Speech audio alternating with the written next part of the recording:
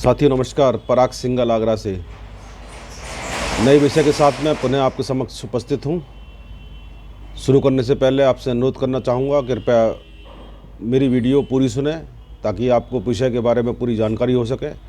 और यह भी अनुरोध है, कृपया लाइक करें, शेयर करें, और जिन साथियों ने अब तक सब्सक्राइब नहीं करी है वो नीचे जो सब्सक्राइब बटन लिखा रहता है लाल रंग से, उसको दबाएंगे और उसके बगल में घंटी वाला बटन दबा देंगे ऑल नोटिफिकेशन के लिए, तो आपको नियमित रूप से मेरी वीडियोस मिलती रहेंगी। मैं आज का विषय है बजट, जो 1 फरवरी माननीय वित्त मंत्री निर्मला सीतारमण जी ने 1 फरवरी 2022 को संसद पटल पर बजट रखा था। उसमें आयकर के बारे में उन्होंने क्या संशोधन किए हैं या क्या व्यवस्था दी है, उसके बारे में आपसे चर्चा करना चाहूँगा। इन चर्चाओं का संकलन किया है मेरे अग्रज, मेरे सीनियर कानपुर के संतोष गुप्ता जी, जो कर जानकारी अखबार के संपादक भी हैं। मैं आपको क्रम वाइज बताना शुरू कर रहा हूँ। व्यक्तिगत आयकर दाता की कर मुक्ति सीमा में कोई बढ़ोतरी नहीं की गई है। मीन्स लिमिट जो थी 2.5 लाख रुपए की, वही रखी गई है। कोई भी छूट या कटौतियाँ की व्यवस्था नहीं रखी गई है। और रेट ऑफ टैक्स जो इनकम टैक्स का वह पुराना रहेगा। आयकर कानूनों की धारा 139(8)A बढ़ाकर धारा 139 में उपधारा 8A को बढ़ा दिया है। बढ़ाते हुए प्रावधान किया है कि यदि करदाता द्वारा दाखिल रिटर्न में कोई आय दिखाने से छूट गई है या भूल चूक हो गई है, तो ऐसी स्थिति में अब करदाता स्वयं ही अपडेटेड रिटर्न को दाखिल करके उस रह गई आय को दिखा सकेगा। परंतु ये रिटर्न कर निर्धारण समाप्ति से 2 वर्ष तक ही दाखिल कर सकेगा। उसकी लिमिट 2 साल की है। उससे तीसरे साल में वो उसको ये अपॉर्चुनिटी नहीं मिलेगी। कुल रिवाइज्ड कर योग्य आय में नियमानुसार कर एवं दाखिल वर्ष के अनुसार निर्धारित एडिशनल टैक्स का भुगतान करना पड़ेगा। यानी कोई आय दिखाने से रह गई है तो उस पर कोई टैक्स की लायबिलिटी है वो अवश्य जमा करनी पड़ेगी। स्पष्ट है कि आप अपना रिटर्न तभी रिवाइज कर सकते हैं कि आपकी कोई इनकम जो दिखाने से रह गई थी वो टैक्सेबल हो। इसके अलावा जो कैपिटल असेट्स की बिक्री से जनित लॉन्ग टर्म कैपिटल गेंस में सरचार्ज अब 15% से अधिक दे नहीं होगा। अब मैक्सिमम 15% सरचार्ज होगा। ऐसे AOP जिसमें कंपनियां सदस्य हैं उनको भी सरचार्ज अब 15% से अधिक दे नहीं होगा।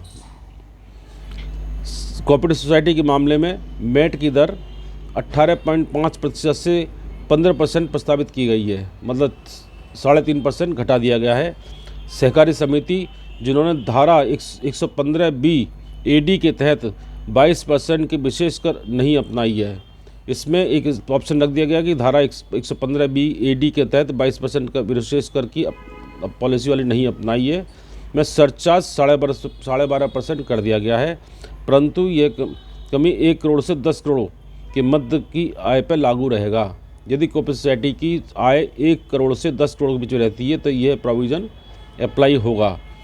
वर्चुअल डिजिटल असेट्स होने वाली आय पर 30% की दर से आयकर देना होगा और खर्चों में छूट का लाभ भी प्राप्त नहीं होगा। लॉस का भी सेट ऑफ नहीं मिल सकेगा। डिजिटल असेट्स से ट्रांसफ़र पर 1% का TDS काटा जाएगा। वर्चुअल डिजिटल असेट्स की गिफ्ट पर या बिना प्रतिफल के ट्रांसफ़र पर प्राप्तकर्ता के स्तर पर कर योग्य होगी, किंतु 50,000 तक के मामले में छूट जारी रहेगी। व्यापार द्वारा अपने एजेंट या किसी विशेष व्यक्ति को कोई सुविधा लाभ दिया जाता है तो इस धनराशि पर 10% TDS काटना होगा। जैसे आपने बिजनेस प्रमोशन के लिए किसी एजेंट को अपॉइंट किया है या किसी मीडिएटर को अपॉइंट किया हुआ है तो उसको सुविधा या हैंडलिंग चार्ज आप पे करते हैं तो 10% TDS काटना होगा। आयकर कानून की धारा 272A के तहत अपना उत्तर न देना, स्टेटमेंट या विवरण पर हस्ताक्षर न करना के बहुतों से स्टेटमेंट पर साइन करने से रह जाता है। मांगे गए विवरण को ना देना, निरीक्षण से इनकार करने पर अभी तक 100 रुपये प्रतिदिन अर्थदंड का प्रावधान था, किंतु ये अब पेनल्टी 500 रुपये प्रतिदिन से आरोपित की जाएगी। इसलिए आपको ध्यान रखना है कि जो भी आप स्टेटमेंट हैं या जो भी आप लेटर उत्तर देंगे तो उस पर साइन होना ज़रूरी है, और किसी भी निरीक्षण से आप इनकार करेंगे तो इस पर आपको 500 रुपये पर डे की पेनल्टी लगेगी। भारतीय कंपनी द्वारा विदेशी कंपनी जिसमें उसका 26% 26% या उससे अधिक शेयर होल्डिंग है तो 15% की रियायती दर की सुविधा प्राप्त नहीं हो सकेगी। इसलिए आप अपनी कंपनी में अगर एफडीआई लेना चाहते हैं तो उसमें 26% तक की ही विदेशी कंपनी से, एफडीआई मतलब विदेशी कंपनी से कोई शेयर होल्डिंग कराना चाहते हैं तो 26% या उससे अधिक शेयर होल्डिंग है तो 15% की रियायती दर प्राप्त नहीं होगी। अब सरचार्ज सेस कर का भुगतान करने पर व्यापारिक आय से नहीं घटाया जा सकेगा। नई निर्माता कंपनी को धारा 115 AB के तहत कर की दर 15% की सुविधा उपलब्ध रहेगी। यह छूट मार्च 2023 तक की थी, जो कि बढ़ाकर मार्च 2024 तक बढ़ा दी गई है। आयकर छापे के वर्ष में पाई गई अघोषित आय अब पिछले वर्षों के लॉस से सेट ऑफ अर्थात समायोजन भी अनुमन्य नहीं होगा। उस वित्तीय वर्ष की छिपाई गई आय पर नियमानुसार कर का भुगतान करना होगा। यानी आपने अनडिक्लेयर्ड मनी डिक्लेयर करी है तो उसका जो सेट ऑफ है वो लास्ट ईयर की एक्सपेंडिचर में उसको आप एडजस्टमेंट नहीं कर सकते। कोविड-19 से मृत्यु के उपरांत उत्तराधिकारी को प्राप्त मुआवजा 10 लाख रुपए तक की आय 10 लाख तक मुआवजा मिलेगा, वो आयकर से मुक्त रहेगा। कोविड-19 के मरीजों के इलाज पर मालिक संस्थान द्वारा किए जाने वाले उस मरीज के स्तर पर प्रोजेक्ट या आय के रूप में कर योग्य नहीं होगा। यानी आप अपने किसी एम्प्लॉय को जो मुआवजा देते हैं मृत्यु के बाद में, तो उसमें 10 लाख रुपए तक की आय पर कोई कर की देयता नहीं होगी, और उसके मरीज़ के इलाज कराने पर मरीज स्तर पर प्रोजेक्ट या आय के रूप में कर योग्य नहीं होगा। ऋण लेने वाले करदाता के साथ अब प्रदान करने वाले करदाता को भी धनराशि का स्रोत साक्ष्य सहित प्रस्तुत करना पड़ेगा। मान लीजिए आप किसी से लोन के रूप में पैसा लेते हैं तो जो प्राप्तकर्ता के साथ में जो देने वाला है, लोन देने वाले को भी साक्ष्य प्रस्तुत करना पड़ेगा। चैरिटेबल संस्था, शिक्षण संस्था जो धारा 11 एवं धारा 12 तथा धारा 10(23)(c) के दायरे में आते हैं, section 11, section 12, section 10 sub section 23(c) की लिमिट में आते हैं कि कानून नियमों में संशोधन प्रस्तावित किए जा रहे हैं।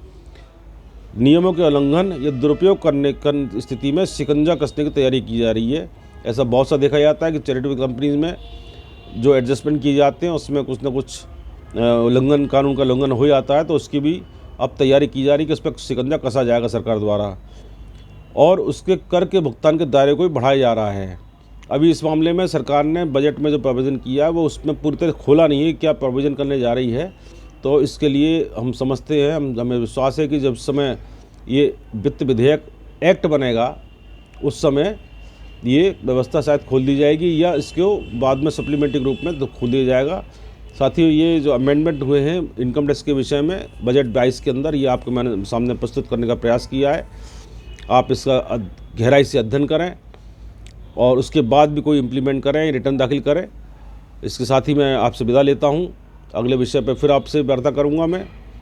तब तक के लिए नमस्कार। जय भारत, जय हिंद।